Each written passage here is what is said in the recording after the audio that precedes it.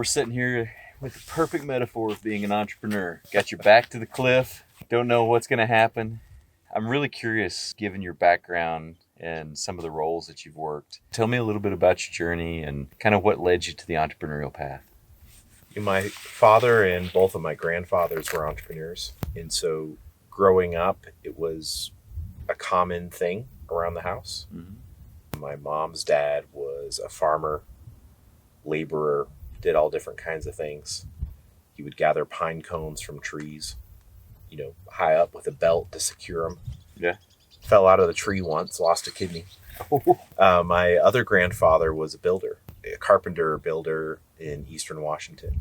Interesting story. They went out to Israel, I believe in the 50s, to help build the kibbutzes. Or maybe it was the early 60s. I'm probably getting the timing wrong. But because my parents lived in their house in Eastern Washington while they were in Israel building homes. And then my father was involved in a number of startups, mostly biotech, in the Seattle area, east side of the Seattle area. And so it just was common, but I never had the courage to do it. And I was always poking at it. So, I went and worked for Boeing. And then when I was in Seattle, I would go and get boxes of cheap apples from the orchards from my grandmother in Eastern Washington, Yakima area. There's lots of orchards, lots of cherries, lots of apples. She would point me to the orchard where I could get, a box for 15 cents a pound. And I would get my friends in Seattle in my house, and we would spend all day Saturday making applesauce. And I had this great recipe of applesauce, and I thought, I want to start a little applesauce company. But I had no idea where to start, is the thing. And we didn't have ChatGPT. YouTube wasn't really a thing then. And so I knew I needed to learn. And I was just kind of tired of my job, and, working in corporate America can be tough. It just felt like, okay, I need to do something, have some courage to do something else. So I quit my job, moved to New York City. And my first job, I was living in this funny artist cooperative in Brooklyn. And the guy at the bodega, I would go and get sandwiches, late evening after spending time with friends, whatever. And the guy at the bodega, who was my age, he wouldn't call me Jed. He would call me Amjed. I don't know. It's a Yemeni thing, or I don't know, something Middle Eastern. He would always, Amjed, do you work today? I say, well, I was doing art things. So you need to get a job. Good for him. That's just one person speaking truth to another when they see it, which I really appreciated. But I knew there was a little pickle factory in Brooklyn and Gowanus. And I went and dropped by and got pickles, and they gave me a little tour. It was just tiny. It was, I don't know, not even 2,000 square feet. I thought, well, you know what? If I want to learn how to have a food business, I'm going to and be an entrepreneur, right? Interesting. Okay. Let's see if they'll give me a job and I'll learn how they do this. Because I don't know, nutrition labels, compliance for who needs to look and inspect my kitchen. All of this stuff was just incomprehensible to me. And it was a huge blocker for me to start a business. Mm-hmm. And I'd kind of looked into farmers markets. I just didn't know what to do. I didn't know how to do it. It felt like there's a lot of rules, a lot of regulations. And so I flirted with it.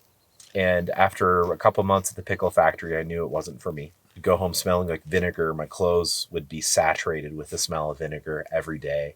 It ruined my shoes with all the salt and everything, My hands would get, because we had to punch the cabbage with the salt with gloves on. And you'd put 3 pairs of gloves on, and the salt from trying to beat the cabbage to turn into sauerkraut your hands would be just raw. So I went and got a job again, went into another version of corporate America. And this version was government, worked in the New York City mayor's office for a number of years. I learned a lot about running programs and all these things that were really valuable, great experience, but still just couldn't pull the trigger. Mm-hmm. And so finally I left government. It wasn't for me. It was time to do something different. I went and worked for a startup, but this startup was a Series D startup, already very well capitalized, hundreds of employees. And I thought that, cool, I'm going to, be an entrepreneur.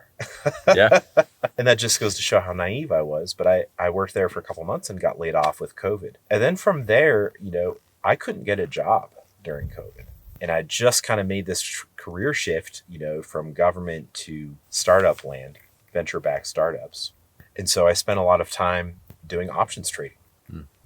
And I met these other traders online. And if you remember the stock market in 2020, 2021, it was just all over the place. Yeah, I try not to remember it. It was a lot of fun because there was so much volatility. Yeah.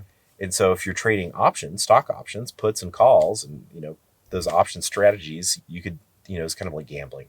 Yeah. In a way, but you fool yourself into thinking this isn't gambling. We're starting a hedge fund. We're starting, we're starting something real here. And we would share trades. So whenever you would do a trade, every time you'd enter a trade, you would post your trade in this stock option trading Discord that I ran. It was pretty limited. I went and met different traders and said, okay, you seem like you know what you're doing. You can come and trade with us. Mm-hmm. You had to share your wins and you had to share your losses. Mm-hmm. Misery loves company. Oh, 100%. When you're a stock trader in 2020, 2021, you're an optimist. Yeah, I would say so. You're buying a lot more calls than you're buying puts. Yeah. So that was really interesting. I met two traders in particular. We started drafting up a business plan and we're thinking about how do we start a trading fund together. And so that was, again, me kind of pecking at this idea of entrepreneurship and going on my own. And I was doing calls, so just meeting people, and just reaching out, talking to people. And I met this guy who lived in California, and he gave me some wise advice. He said, my big halt was, I don't have a good idea.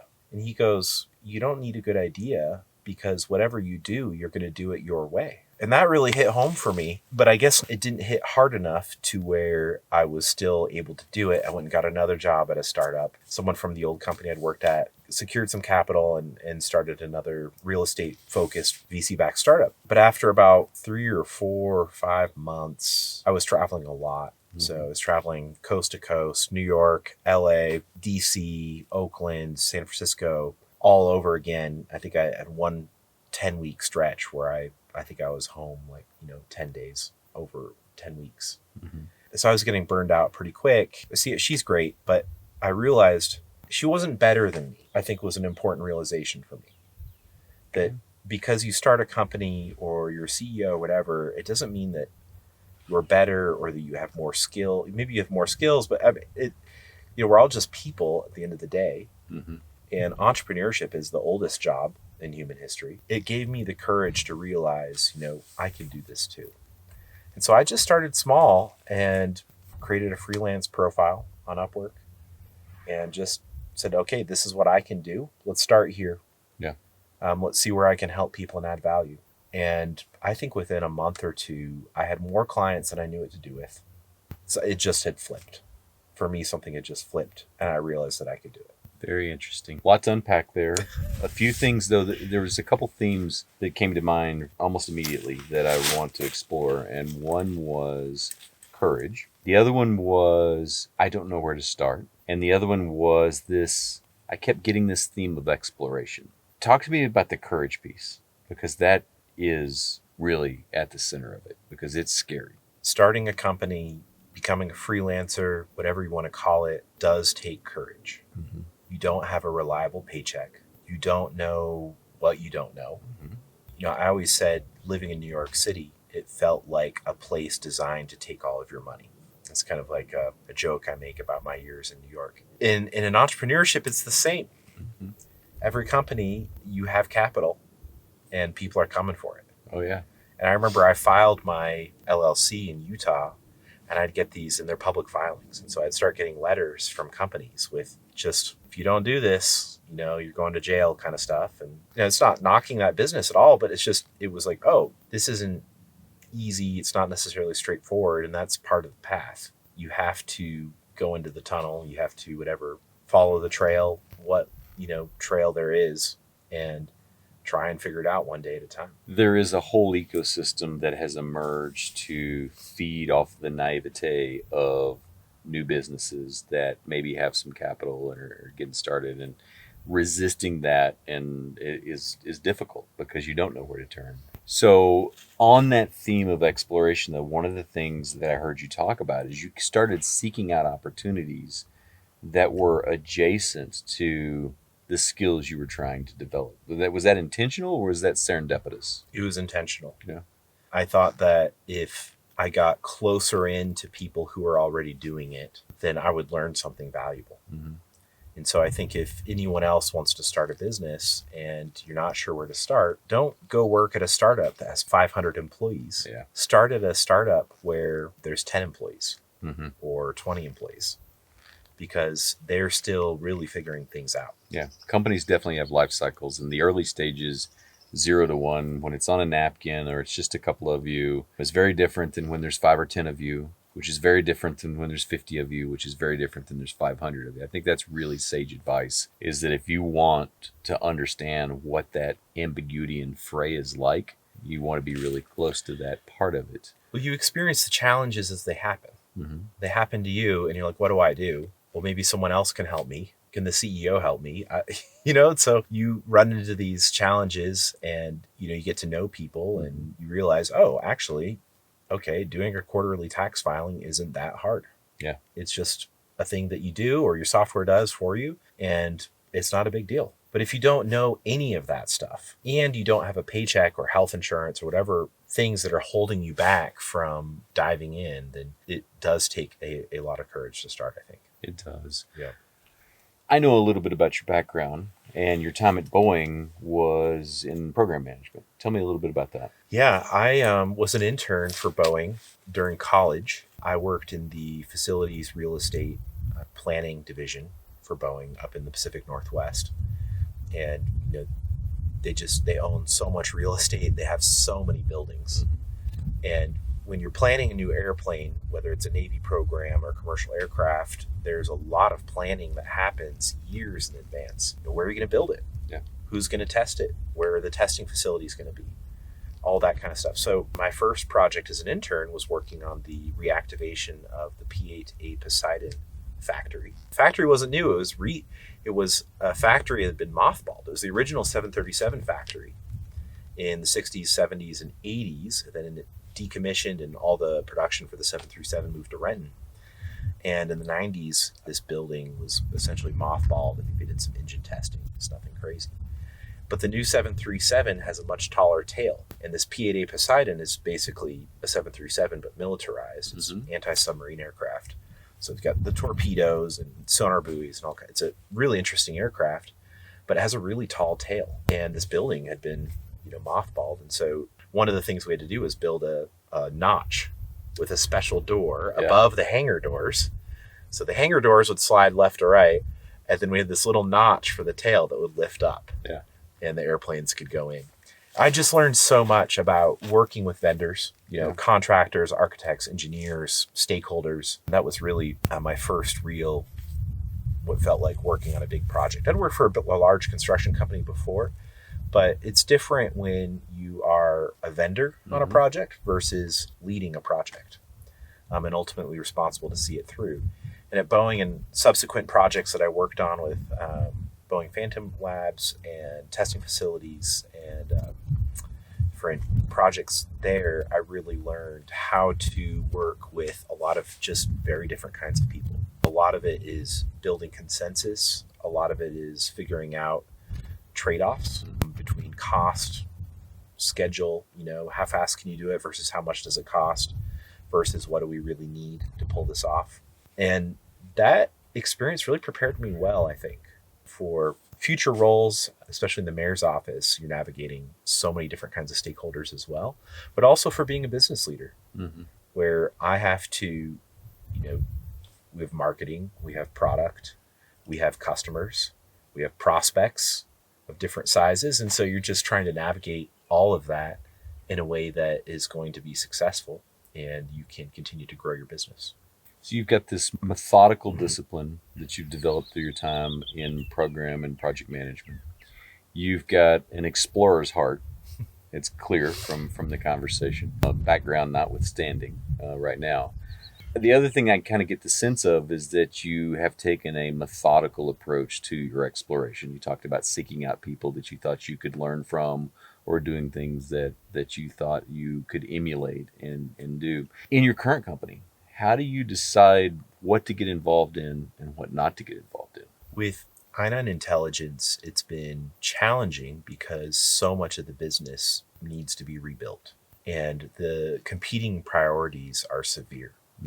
I think in some businesses, product's doing pretty good. Maybe your advertising or marketing is doing pretty good, but maybe your sales is weak. And so you need to focus on bolstering your outbound sales effort or whatever it is, inbound. With this company, it's just been fairly dormant the last few years. And so and it's a technical subject area. And it's been very challenging, I would say, to figure out, it always comes back to the budget for me. How do we allocate the budget to the areas that need the most help? And then I have to spread myself out across the company to make sure, we redid our website in February. That was a major effort. We're starting, a lot of marketing efforts have started over the last month and a half, 2 months, but we also have severe product needs. And all of these things you find out, okay, if I want to win X customer, what are all the things I have to do to lead to that? I think that one of the harder things for me, and something I've had to let go as an entrepreneur, is this idea of doing it perfect all the time. Mm-hmm. Sometimes you just have to do it good enough. Yeah. Or sometimes you have to do it where I hope this customer doesn't ask about this thing. Yeah. This company's been around for a long time. You acquired this company. That's right. We consulted with the owner last year. We found them through our consulting practice through Hydrant. They were ready to go bankrupt. They've been around since 1998. They were probably the first company to build software around Form I-9 compliance and E-Verify compliance before E-Verify was a thing. Mm-hmm.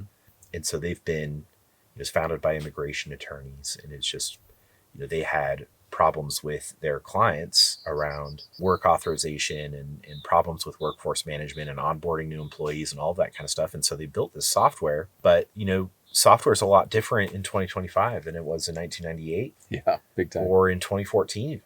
Yeah. And so it's been around a while. And I think one of the things that I've been trying to do is really keep that core alive, mm-hmm. or rekindle that core of the legal expertise, the compliance expertise, because that's ultimately already I found it's just obvious talking to customers. That's why they're with us.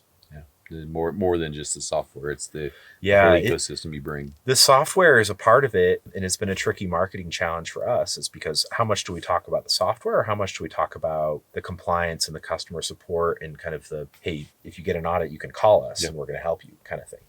And more I'm leaning into, and maybe I might be biased because I come from services and running a consulting firm, but I feel like more and more it's more around we're focusing, people seem to really value that piece of it so much more. Just, hey, I know I can call you. I'm going to talk to someone in the US who knows what a 99 form is and has seen it a million times. Yeah. So you found this company through consulting originally. Take me through your thought process of you're like, this is interesting to this is it. I see something here that other people don't see. Explain that to me a little bit.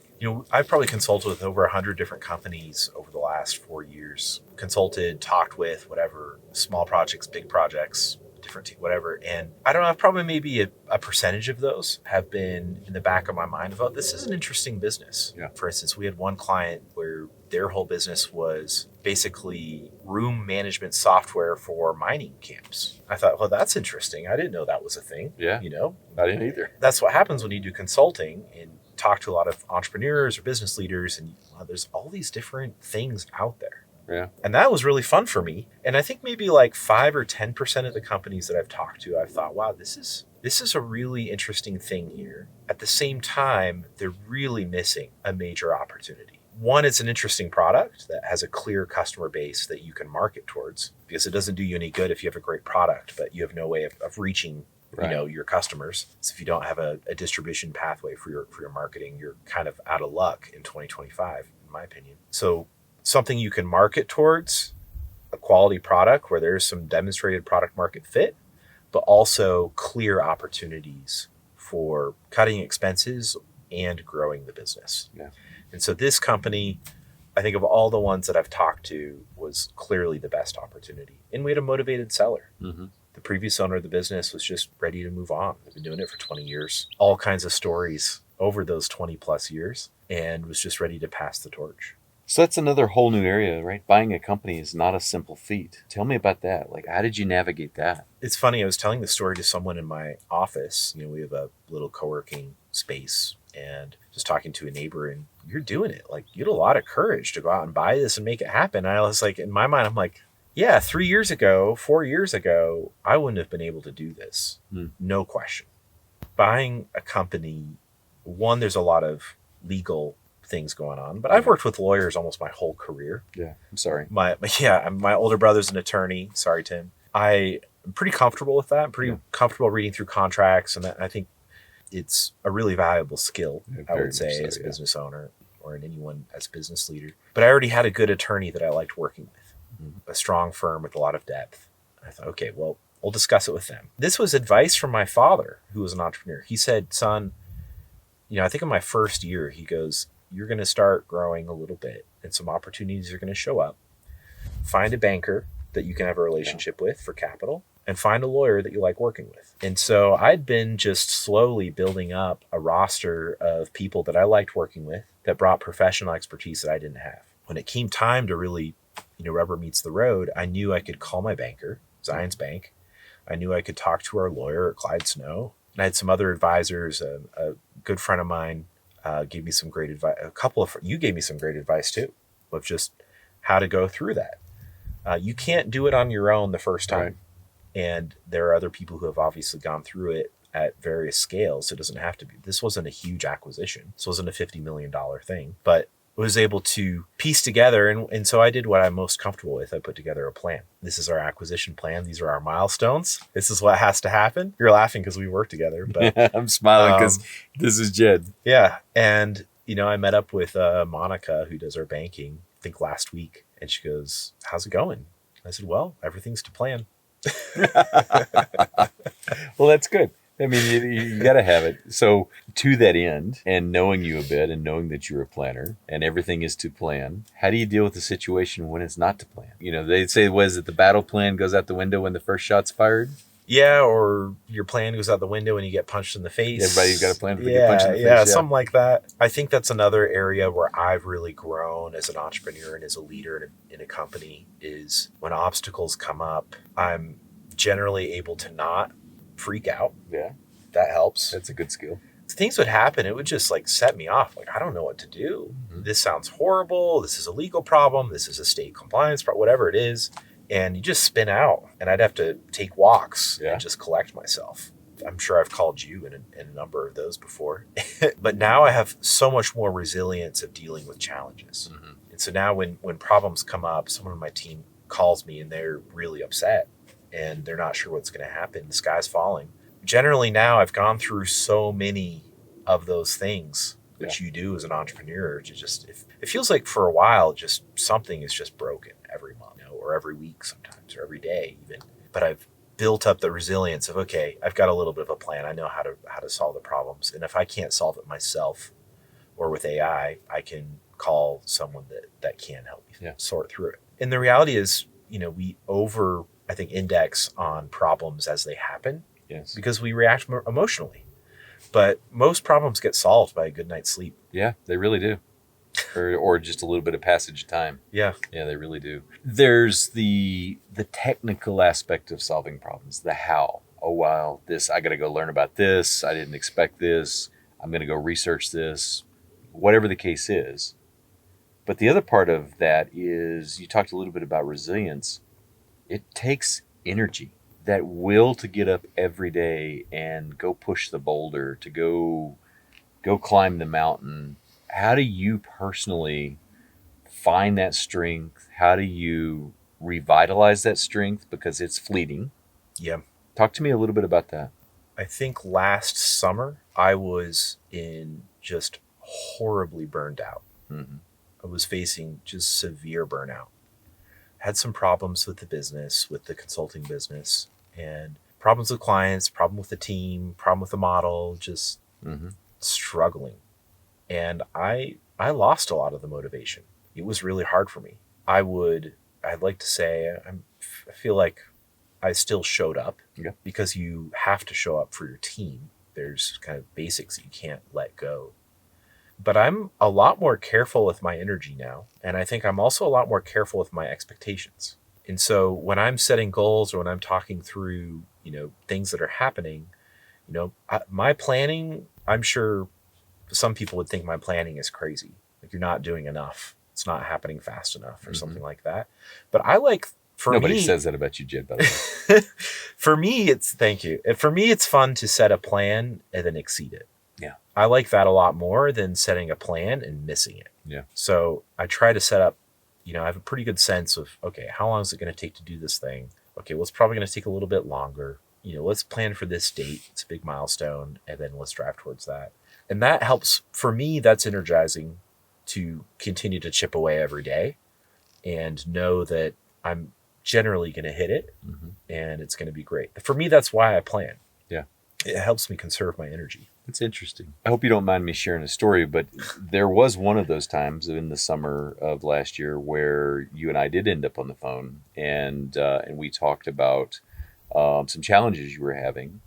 And one of the things we talked about there was, is it really you? Is it really your service offering? Is it your company? Is it your clients? Or is this a macroeconomic situation that maybe you're getting an early indication of? And I think as entrepreneurs, we have this tendency to want to take ownership of everything. Yeah. And sometimes there's not nothing that we can do, but it's not something that we have done. And we have to give ourselves grace to realize that, because you can take it very personally. You can see it as a personal failure. Yep. And that's good because it's motivating and it's what makes you different and what drives you. But it can also be very self-damaging if you internalize the struggles too much and you feel like, hey, this is me, I'm not doing enough, or I'm not failing enough. How's that going? That's such a good question. I think it's interesting. I'd done some consulting before starting Hydrant, and I'd obviously been an in-house consultant for the mayor's office, working with all these different agencies representing the mayor's office. But what I'm trying to say is people don't buy swim trunks in the wintertime. They buy them in the spring or the summer. Yeah. That's obvious to us. We know people don't buy swim trunks generally in the wintertime. But there's cyclicality and externalities and extemporaneous circumstances that are going on. But it's not always as easy and cut and dried to see what those are. Yeah. And especially in retail sales for swim trunks, you're doing enough volume and you're doing it year over year, the cyclicality of it becomes very apparent. It's emergent. It becomes obvious. Yep. If you're a consulting firm and you have 5 or 10 clients, that pattern does not show up in a way that's obvious. Yeah. And there's versions of that problem for every business in every category. Yeah. And so for me, it's like, okay, more and more I ask myself, well, what can I compare this to as a baseline? Okay, 15% of people are opening our emails. Mm-hmm. That seems horrible. But, well, for this industry, for this time of day, for this part of the year, actually, maybe we're overperforming. Right. What are you comparing it to? Mm-hmm. And I think sometimes there are members of my team who get a little frustrated with me because I give myself a lot more grace now than I used to.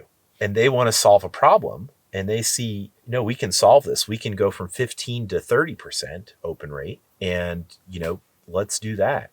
And obviously I want to do, in this case, I'm losing the metaphor a little bit here, but sometimes you have to be patient. Mm-hmm. And the answer is not to change a bunch of things. It's to just wait a little more and research, seek more information, because you can only solve a problem with as good of information as you have at the time. Absolutely. And you can only make the best decision you can make with the information you have at the time. And this second guessing the decisions in the past, it's just going to drive you crazy. It's going to drive you crazy. Yeah. Yeah. So I've been better about not driving myself insane. Yeah. But I think it also, transitioning from consulting to product-led business has been interesting, where it's a lot easier when you have a lot more volume. Yeah. It's not a question of 5, it's a question of hundreds. Mm-hmm. And I think that for me it's been easier to be a little more relaxed about it. You've talked about seeking know-how and normative performance data from ChatGPT. You've talked about having a good partner and in your law firm and a good partner in your business. How else do you seek out external counsel, external wisdom that allows you to see kind of beyond your own experience sets? That's such a good question. It's something I've thought a lot about. One thing I do intentionally with my team and the different segments of marketing or engineering, whatever it is I like to bring in experts from outside and have a summit. Let's spend every 3 months or 6 months, let's bring in someone who knows the subject matter but isn't in our business. Mm-hmm. And let's bring them in to hear what they have to say and evaluate what we're doing. That's been extremely helpful in terms of further dialing in our strategies. It's just tremendously helpful. Yeah. I think if you live only in your silo with your own company or with people you know are used to seeing every day, you're not going to be able to be adaptive enough to be able to grow. Yeah, that's a good point. So, established company, new to you, Mm-hmm.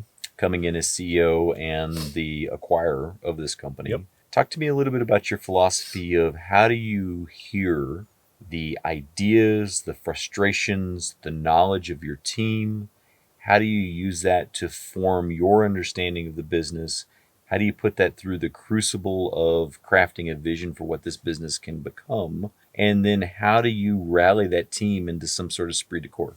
Some of the employees from the company came over with us as well. And so it's getting to know new people, empowering them to do well. It's scary to be acquired. Very much so. You know, I really wanted to be careful with that because it's people's lives, their livelihood. And I don't think as a business owner, it's okay to just casually sweep that aside. So with this business, one of the methods that I employ, I know we've talked about Slack a little bit or, Yeah. you know, Teams or whatever. I'm actually a big proponent of it. Mm-hmm. And one of the things I do with my team is I say, please avoid DMs at all costs. Don't send private messages. I want people to get to know each other. Yeah. Send messages, get to know, have lunch, you know, get on calls, get on the phone, whatever, get to know each other. But if it's business related, try and put it in channels where other people are going to see it. Yeah. And then likewise, you know, I'm a fan of project management. So we use ClickUp project management software. Try to really track activity in there as well. And so what I'm doing is I'm trying to create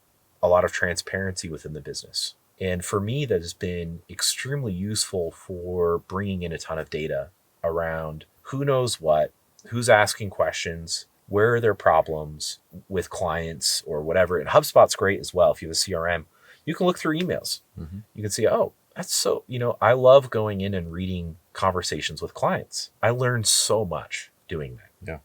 Just the back and forth. I know, like, for instance, Patricia and Lisa, who work for me, I know that they are just killer with customer service. I read the emails with clients. The clients love them. Yeah. And, you know, I'm not trying to be creepy about it, but it's such an effective way of rapidly consuming and understanding what's happening with this company. Yeah. Knowing that you're a planner, knowing that everything is to plan at this moment, what has surprised you the most to the negative, and what has surprised you the most to the pleasant, to the positive? Such good questions. I think to the negative, it's been tough to figure out our velocity. Mm-hmm. And I think for me, it was obvious how much debt we had in terms of marketing debt or brand debt or sales debt, of just not having much growth in the company the last couple of years. There was a lot of engineering and product debt as well.